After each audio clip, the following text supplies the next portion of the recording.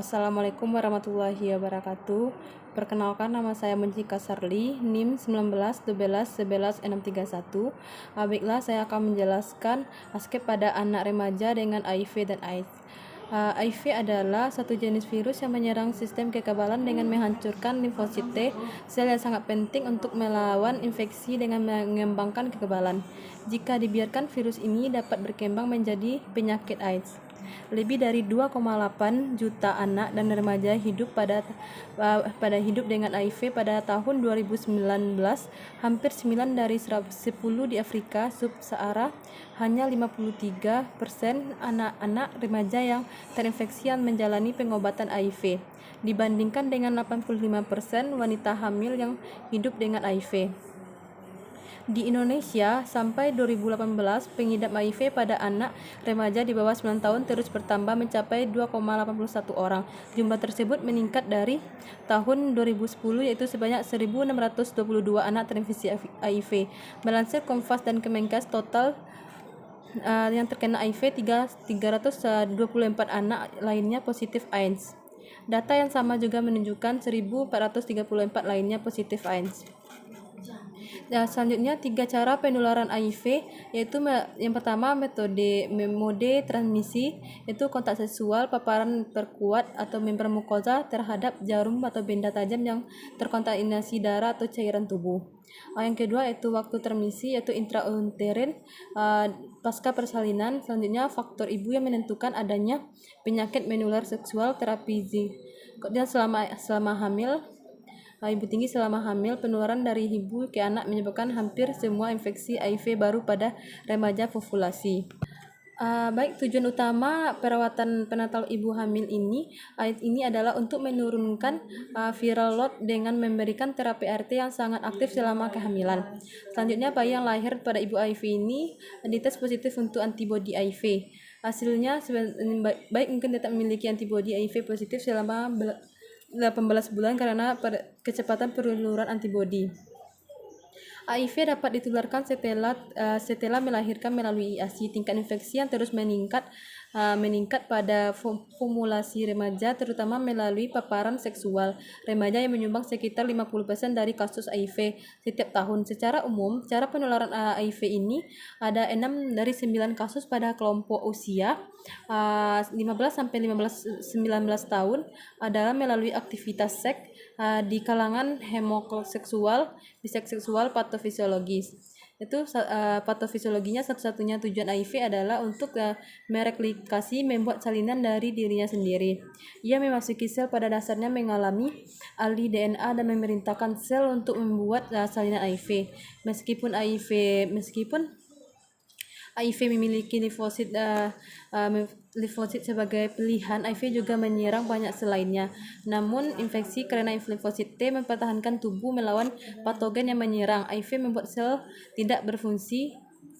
Selanjutnya, proses yang terjadi sejak terinfeksinya HIV sampai masuk ke kondisi AIDS, yaitu stadium yang pertama, prodrogenela, yang dimulai sejak saat pertama terinfeksi. Tidak ada tanda-tanda khusus, hanya seperti gejala flu yang dalam beberapa hari atau minggu hilang dengan sendiri. Jika dilakukan tes darah untuk HIV hasil, namun orang tersebut sudah dapat menularkan HIV kepada orang lain lancarkan 1-6 bulan. Selanjutnya, stadium 2 yaitu positif asimptomatik tanpa gejala. HIV telah berkembang biak hasil tes darah untuk HIV desotik yang orang tersebut masih merasa sehat dan terlihat sehat, sama seperti orang stadium ini. Stadium 3, muncul gejala sistem kekebalan tubuh telah menurun. Mulai muncul gejala meliputi diare kronis yang tidak jelas penyebabnya, pembesaran limfet secara tepat dan merata, tidak hanya muncul di satu tempat dan berlangsung lebih dari 1 bulan. Stadium 4 yaitu masuk ke kondisi AIDS, sistem kekebalan tubuh rusak parah terhadap remaja. Selanjutnya, pengkajian sebagian besar anak yang terinfeksi HIV ini mengembangkan gejala dalam tahun pertama kehidupan. Selanjutnya, anak yang terinfeksi HIV biasanya datang dengan umumnya pembesaran hati dan limfat, gagal tubuh dan sariawan, diare pertumbuhan dan perkembangannya infeksi yang berulang sering berlangsung. Selanjutnya aspek keperawatan bayi dan anak HIV positif. Aspek bayi dan anak HIV positif ini melibatkan penggunaan kewaspadaan standar. Selanjutnya rujuk ibu dan bayi ke ahli gizi. Penyakit HIV adalah kondisi kronis yang didorong baik. Selanjutnya masalah psikologis yang terkait dengan infeksi HIV pada anak.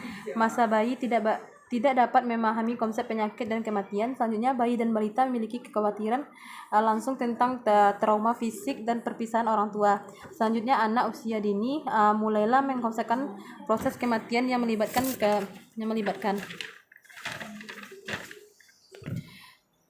usia pertengahan. Anak-anak mulai mengerti adanya salah pada usia 10-11, pahami bahwa kematian itu permanen, saat takut dikucilkan dan ditolak, rasa bersalah tentang penyakit. Selanjutnya usia remaja, diskotik yang menghentikan penyangkalan, ketakutan, penarikan diri, terjadinya gangguan dalam membentuk hubungan di luar keluarga, kecemasan dapat menyebabkan kinerja sekolah yang buruk. Selanjutnya beberapa penyakit yang disebabkan oleh HIV, kandidasialis, penyakit yang limfoma otak primer, konslet. Kondisi yang meniru HIV pada anak yaitu sindrom jantung, pilopetit kronis, keganasan, infeksi hepatitis, sindrom wasting, sindrom ginjal, hepatitis, hematologi. Selanjutnya aspek keperawatan pada HIV dan AIDS. Itu pengkajian keperawatan identitas meliputi nama, tempat tanggal lahir, kelamin, status kawin, agama, pendidikan, pekerja, alamat, diagnosa medis, dan nama. Selanjutnya keluhan utama sesak nafas dengan lebih dari 3 bulan, diare, infeksi mulut dan tenggorokan.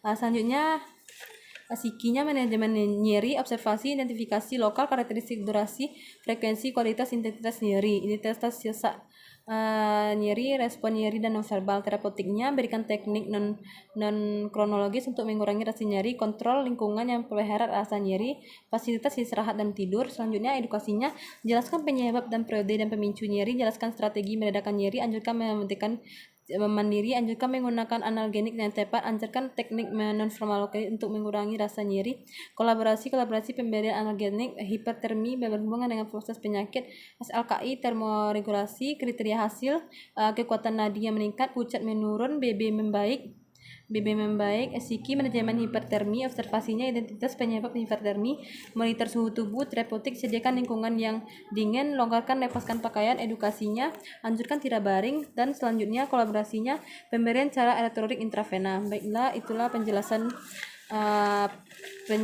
dari aspek pada anak remaja dengan HIV dan AIDS. Kalau ada salah mohon maaf. Assalamualaikum warahmatullahi wabarakatuh.